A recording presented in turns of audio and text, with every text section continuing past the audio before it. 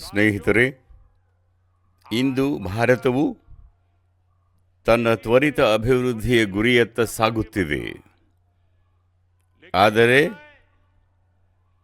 ಈ ಸಮಯದಲ್ಲಿ ಭಾರತವೂ ಸಹ ಅನೇಕ ಅಗಾಧ ಸವಾಲುಗಳನ್ನು ಎದುರಿಸುತ್ತಿದೆ. ಸ್ನೇಹಿತರೆ, ಕೊರೋನಾ ಸಾಂಕ್ರಾಮಿಕ ಸಮಯದಲ್ಲಿ ಜಗತ್ತು ಬೃಹತ್ ಪೂರೈಕೆ ಸರಪಳಿಯ ಬಿಕ್ಕಟ್ಟಿನಲ್ಲಿ ಮುಳುಗಿತ್ತು. ಕೋವಿಡ್ ನಂತರ ಉಕ್ರೇನ್ನಲ್ಲಿ ಯುದ್ಧ ಪ್ರಾರಂಭವಾಯಿತು.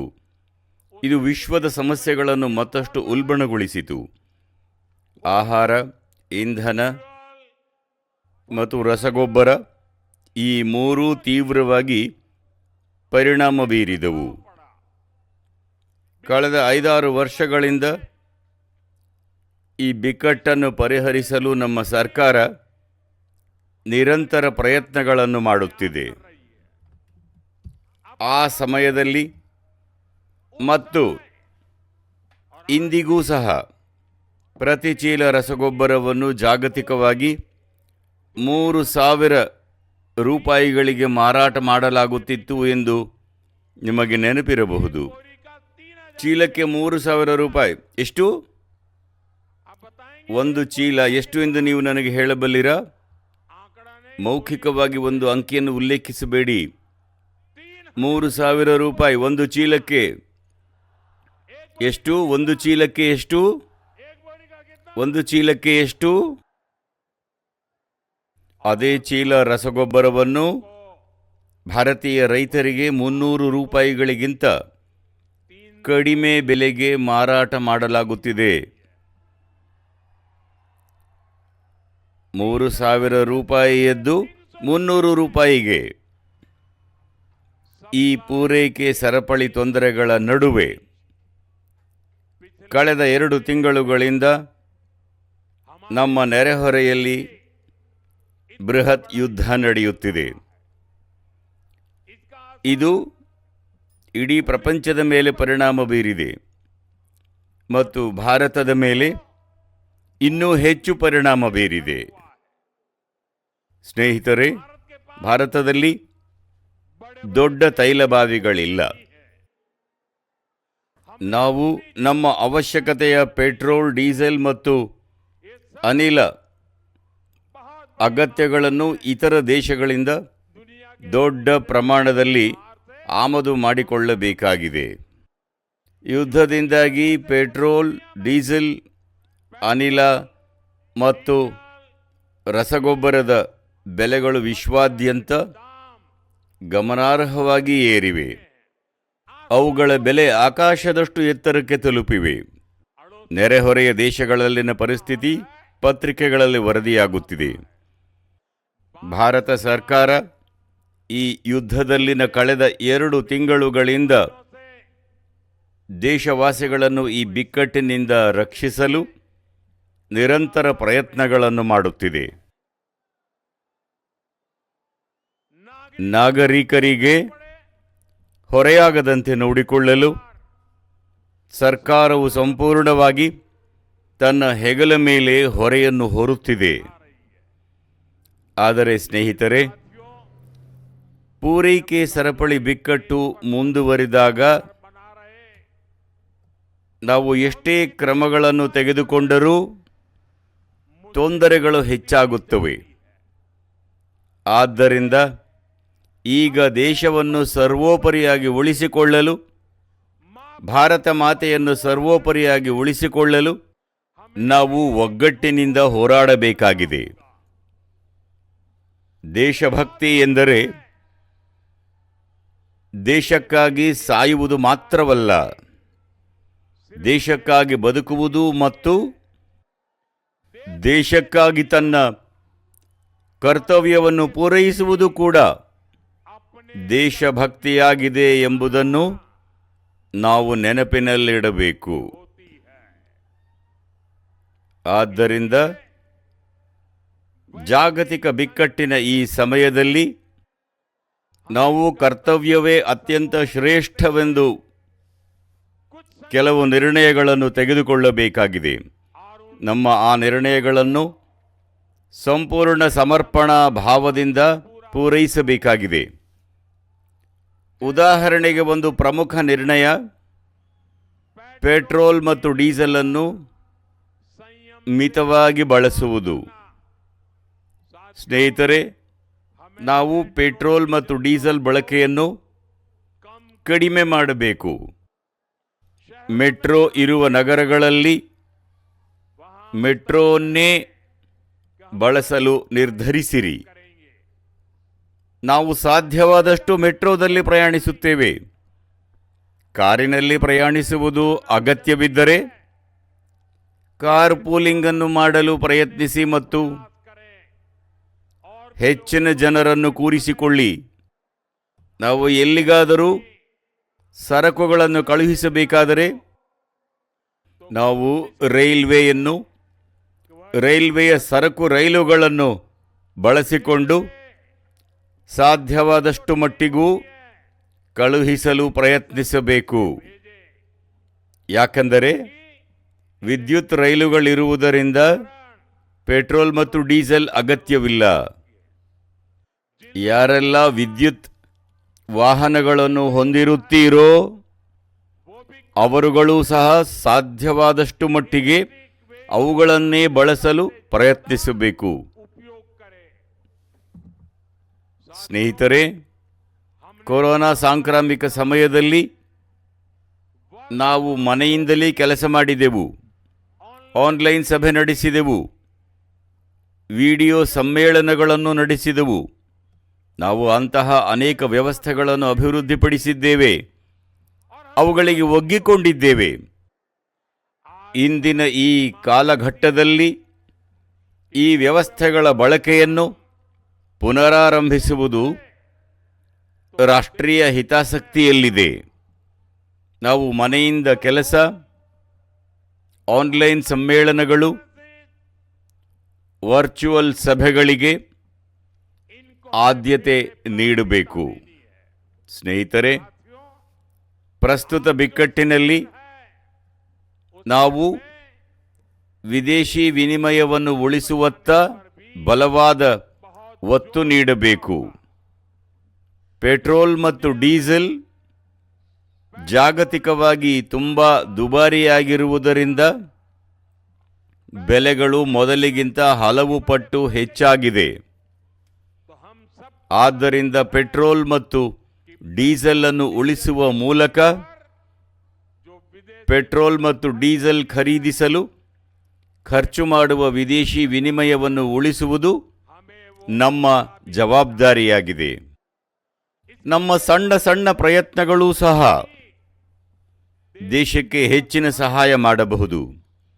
ಉದಾಹರಣೆಗೆ, ಮಧ್ಯಮ ವರ್ಗದವರಲ್ಲಿ ಬೆಳೆಯುತ್ತಿರುವ ಸಂಸ್ಕೃತಿ ಎಂದರೆ ವಿದೇಶಿ ವಿವಾಹಗಳು, ವಿದೇಶ ಪ್ರವಾಸಗಳು ಮತ್ತು ವಿದೇಶಗಳಲ್ಲಿ ರಜೆಯ ಮೇಲೆ ಹೋಗುವ ಪ್ರವೃತ್ತಿ. ಇದು ಬಿಕ್ಕಟ್ಟಿನ ಸಮಯವಾಗಿದೆ.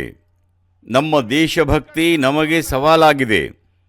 ಆದ್ದರಿಂದ ಕನಿಷ್ಠ 1 ವರ್ಷ ಕಾಲ ವಿದೇಶಕ್ಕೆ ಹೋಗುವ ಮಾತನ್ನು ಮುಂದೂಡುತ್ತೇವೆಂದು ನಾವು ನಿರ್ಧರಿಸಬೇಕು. ಭಾರತ ದೇಶದಲ್ಲಿ ಬಹಳಷ್ಟು ಜಾಗಗಳಿವೆ, ಅಲ್ಲಿಗೆ ಹೋಗಬಹುದು. ಭಾರತದಲ್ಲಿಯೇ ಬಹಳಷ್ಟನ್ನು ಮಾಡಬಹುದು.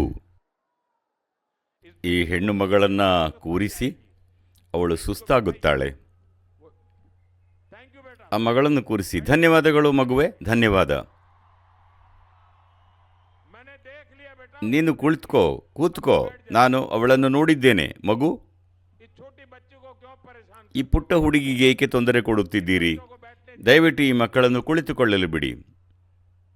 ಮಕ್ಕಳಿಗೆ ತೊಂದರೆ ಕೊಡಬೇಡಿ. ಸ್ನೇಹಿತರೆ, ವಿದೇಶಿ ವಿನಿಮಯವನ್ನು ಉಳಿಸಲು ನಾವು ಸಾಧ್ಯವಿರುವ ಎಲ್ಲ ವಿಧಾನಗಳನ್ನು ಬಳಸಬೇಕು. ಸ್ನೇಹಿತರೆ, ಚಿನ್ನದ ಖರೀದಿ ಗಮನಾರ್ಹವಾಗಿ ವಿದೇಶಿ ವಿನಿಮಯ ಬಳಸಿಕೊಳ್ಳುವ ಮತ್ತೊಂದು ಕ್ಷೇತ್ರವಾಗಿದೆ. ಬಿಕ್ಕಟ್ಟು ಅಥವಾ ಹಿಂದೊಂದು ಸಮಯವಿತ್ತು. ಯಾವುದಾದರೂ ಸಂಕಟ ಬಂದಾಗ, ಬಿಕ್ಕಟ್ಟು ಅಥವಾ ಯುದ್ಧದ ಸಮಯದಲ್ಲಿ ಜನರು ದೇಶದ ಹಿತದೃಷ್ಟಿಯಿಂದ ಚಿನ್ನ ದಾನ ಮಾಡುತ್ತಿದ್ದರು. ಇಂದು ದೇಣಿಗೆಗಳು ಅಗತ್ಯವಿಲ್ಲ, ಆದರೆ ದೇಶದ ಹಿತಾಸಕ್ತಿಗಾಗಿ 1 ವರ್ಷ ಪೂರ್ತಿ ಮನೆಯಲ್ಲಿ ಯಾವುದೇ ಸಮಾರಂಭ ಅಥವಾ ಕಾರ್ಯಕ್ರಮ ನಡೆದರೂ ನಾವು ಚಿನ್ನಾಭರಣಗಳನ್ನು ಖರೀದಿಸುವುದಿಲ್ಲ ಎಂದು ಸಂಕಲ್ಪ ಮಾಡಬೇಕು. ನಾವು ಚಿನ್ನವನ್ನು ಖರೀದಿಸುವುದಿಲ್ಲ. ವಿದೇಶಿ ವಿನಿಮಯವನ್ನು ಉಳಿಸುವುದಕ್ಕಾಗಿ ನಮ್ಮ ದೇಶಭಕ್ತಿ ನಮಗೆ ಸವಾಲು ಹಾಕುತ್ತಿದೆ ಮತ್ತು ನಾವು ಈ ಸವಾಲನ್ನು ಸ್ವೀಕರಿಸಿ ವಿದೇಶಿ ವಿನಿಮಯವನ್ನು ಉಳಿಸಬೇಕು. ಸ್ನೇಹಿತರೆ, ಇದು ಮತ್ತೊಂದು ಪ್ರಮುಖ ಪಾಠವನ್ನು ಕಲಿಯುವ ಸಮಯ. ನಾವು ತಾಮ್ರವನ್ನು ರಫ್ತು ಮಾಡುತ್ತಿದ್ದ ಕಾಲವೊಂದಿತ್ತು, ಆದರೆ ಇಂದು ಭಾರತದ ಪರಿಸ್ಥಿತಿ ಹೇಗಾಗಿದೆ ಎಂದರೆ ನಾವು ತಾಮ್ರವನ್ನು ಆಮದು ಮಾಡಿಕೊಳ್ಳಬೇಕಾದ ಪರಿಸ್ಥಿತಿಗೆ ತಲುಪಿದ್ದೇವೆ. ನಮ್ಮ ದೇಶದಲ್ಲಿ ತಾಮ್ರದ ಸ್ಥಾವರಗಳನ್ನು ಮುಷ್ಕರಗಳ ಮೂಲಕ ಮುಚ್ಚಲಾಯಿತು ಮತ್ತು ಈಗ ನಾವು ವಿದೇಶದಿಂದ ತಾಮ್ರವನ್ನು ಆಮದು ಮಾಡಿಕೊಳ್ಳಬೇಕಾದ ಪರಿಸ್ಥಿತಿ ಬಂದಿದೆ. ಇದಕ್ಕಾಗಿ ವಿದೇಶಿ ವಿನಿಮಯ ಖರ್ಚಾಗುತ್ತದೆ. ಆದ್ದರಿಂದ ಅಂತಹ ವಿಷಯಗಳ ಬಗ್ಗೆ ನಾವು ಜಾಗರೂಕರಾಗಿರಬೇಕು ಎಂದು ನಾನು ಎಲ್ಲ ಪ್ರಮುಖ ಗುಂಪುಗಳು ಮತ್ತು ಕಾರ್ಮಿಕ ಸಂಘಟನೆಗಳನ್ನು ಒತ್ತಾಯಿಸಲು ಬಯಸುತ್ತೇನೆ. ಭಾರತವು ಸ್ವಾವಲಂಬಿಯಾಗುವುದನ್ನು ತಡೆಯುವ ಯಾವುದೇ ಕ್ರಮಗಳಿಂದ ನಾವು ದೂರವಿರಬೇಕು ಮತ್ತು ಅಂತಹ ಪಿತೂರಿಗಳಲ್ಲಿ ಭಾಗಿಯಾಗಿರುವವರ ಮೇಲೆ ನಾವು ನಿಗಾ ಇಡಬೇಕು. ಅಂತಹ ಪರಿಸ್ಥಿತಿಯಲ್ಲಿ ದೇಶದ ಹಿತದೃಷ್ಟಿಯಿಂದ ನಾವು ಪರಿಹಾರವನ್ನು ಕಂಡುಕೊಳ್ಳಬೇಕು ಎಂದು ನಾನು ದೇಶದ ನ್ಯಾಯಾಲಯಗಳನ್ನು ಒತ್ತಾಯಿಸುತ್ತೇನೆ. ಸ್ನೇಹಿತರೆ, ಖಾದ್ಯ ತೈಲಕ್ಕೂ ಇದು ನಿಜ.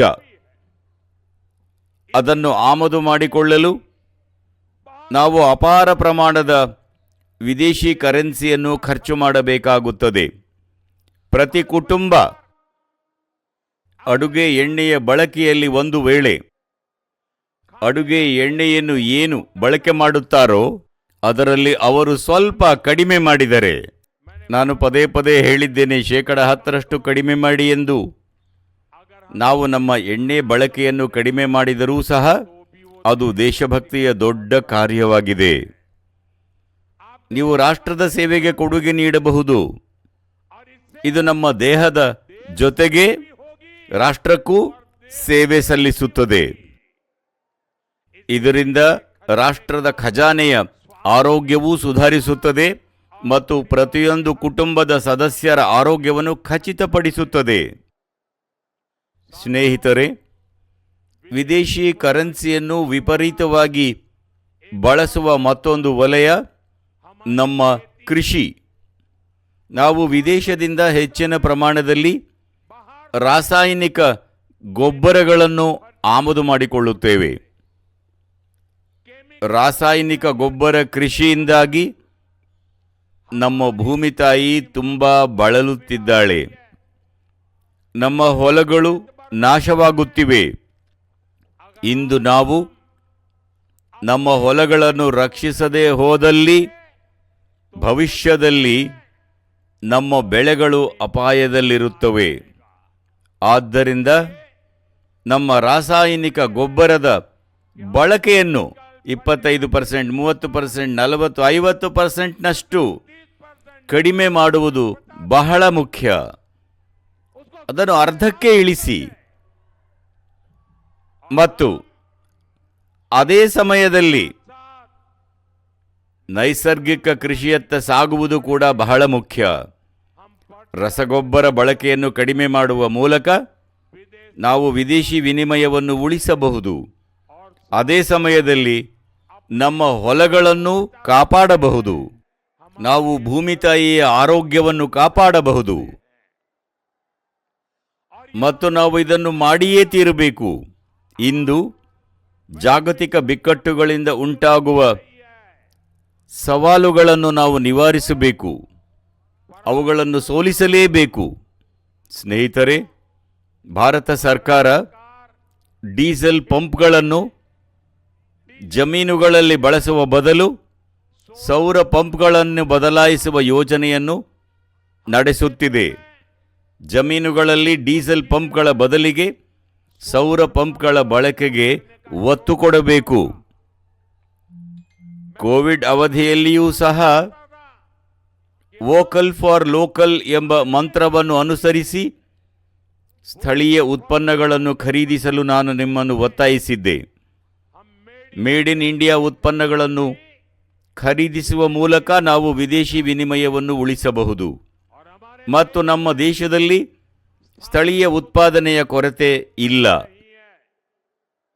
ಅದು ಶೂಗಳಾಗಲಿ, ಪರ್ಸ್ಗಳಾಗಲಿ ಅಥವಾ ಚೀಲಗಳಾಗಲಿ, ನಾವು ಸ್ವದೇಶಿ ವಸ್ತುಗಳ ಖರೀದಿಗೆ ಒತ್ತು ನೀಡಬೇಕು. ನೀವು ಈಗಾಗಲೇ ಖರೀದಿಸಿರುವ ಎಲ್ಲ ವಿದೇಶಿ ನಿರ್ಮಿತ ಸರಕುಗಳನ್ನು, ವಿದೇಶಿ ಬ್ರ್ಯಾಂಡ್ಗಳ ವಸ್ತುಗಳನ್ನು ಎಸೆಯಬೇಕೆಂದು ನಾನು ಹೇಳುತ್ತಿಲ್ಲ. ಆದರೆ ಹೊಸ ವಿದೇಶಿ ಉತ್ಪನ್ನಗಳನ್ನು ಖರೀದಿಸಬೇಡಿ ಎಂದು ನಾನು ನಿಮ್ಮನ್ನು ಒತ್ತಾಯಿಸುತ್ತೇನೆ. ನಿಜಕ್ಕೂ ನಾವು ಬಳಸುತ್ತಿರುವ ದಿನನಿತ್ಯದ ವಸ್ತುಗಳು ಎಷ್ಟು ಪಾಲು ವಿದೇಶಿ ನಿರ್ಮಿತವಾಗಿವೆ ಎಂಬುದು ನಮಗೆ ಆಗಾಗ್ಗೆ ತಿಳಿದಿರುವುದಿಲ್ಲ. ಮತ್ತು ಸ್ನೇಹಿತರೆ, ನಾನು ಸ್ವದೇಶಿಯ ಬಗ್ಗೆ ಮಾತನಾಡುವಾಗ ದೀಪಾವಳಿ ದೀಪಗಳನ್ನು ಖರೀದಿಸುವುದರಿಂದ ನೀವು ಸ್ವದೇಶಿ ಎಂದು ಜನರು ಭಾವಿಸುತ್ತಾರೆ. ಇದು ದಾರಿ ತಪ್ಪಿಸುವಂತಿದೆ. ಇದು ಯಶಸ್ಸಿಗೆ ಕಾರಣವಾಗುವುದಿಲ್ಲ. ನಾವು ಗೃಹೋಪಯೋಗಿ ವಸ್ತುಗಳ ಪಟ್ಟಿಯನ್ನು ಮಾಡಬೇಕಾಗಿದೆ. ನಮ್ಮ ಮನೆಗಳಿಗೆ ಎಷ್ಟು ವಿದೇಶಿ ವಸ್ತುಗಳು ಪ್ರವೇಶಿಸಿವೆ ಎಂದು ನಾವು ನೋಡಬೇಕು. ನಮ್ಮ ಮನೆಗಳಿಗೆ ಎಷ್ಟು ವಿದೇಶಿ ವಸ್ತುಗಳು ಪ್ರವೇಶಿಸಿವೆ ಎಂದು ನಮಗೆ ತಿಳಿದಿಲ್ಲ. ಕತ್ತರಿ, ಬಾಚಣಿಗೆ, ಸಣ್ಣ ವಸ್ತುಗಳು, ಟೂತ್ಪೇಸ್ಟ್, ಟೂತ್ಬ್ರಷ್ಗಳು, ವಿದೇಶದಿಂದ ನಮ್ಮ ಮನೆಗಳಿಗೆ ಹಲವು ವಸ್ತುಗಳು ಪ್ರವೇಶಿಸಿವೆ. ಈ ಪಟ್ಟಿಯಿಂದ ನಾವು ಸಾಧ್ಯವಾದಷ್ಟು ಬೇಗ ಸ್ವದೇಶಿಯಾಗಿ ಪರಿವರ್ತನೆಗೊಳ್ಳಬೇಕು. ಸ್ನೇಹಿತರೆ, ಈ ಸಮಸ್ಯೆಗಳು ಕೇವಲ ಒಂದು ಸರ್ಕಾರ, ಒಂದು ಪಕ್ಷ, ಒಬ್ಬ ವ್ಯಕ್ತಿಯ ಬಗ್ಗೆ ಅಲ್ಲ. ಇದು ಬಿಜೆಪಿಯ ಸಮಸ್ಯೆಯೂ ಅಲ್ಲ. ಇದು ರಾಷ್ಟ್ರೀಯ ಸಮಸ್ಯೆ ಮತ್ತು ಪ್ರತಿಯೊಬ್ಬ ನಾಗರಿಕ, ಪ್ರತಿಯೊಂದು ರಾಜಕೀಯ ಪಕ್ಷ, ಪ್ರತಿಯೊಂದು ಸರ್ಕಾರ, ಪ್ರತಿಯೊಂದು ಸಮಾಜ, ಪ್ರತಿಯೊಂದು ಸಂಸ್ಥೆ ಇದಕ್ಕೆ ಬದ್ಧರಾಗಿರಬೇಕು. ನಮ್ಮ ಮಾಧ್ಯಮ ಮಿತ್ರರನ್ನೂ ಸಹ ರಾಷ್ಟ್ರೀಯ ಹಿತಾಸಕ್ತಿಯಲ್ಲಿ ಮುಂದೆ ಬರಬೇಕೆಂದು ನಾನು ಆಗ್ರಹಿಸುತ್ತೇನೆ.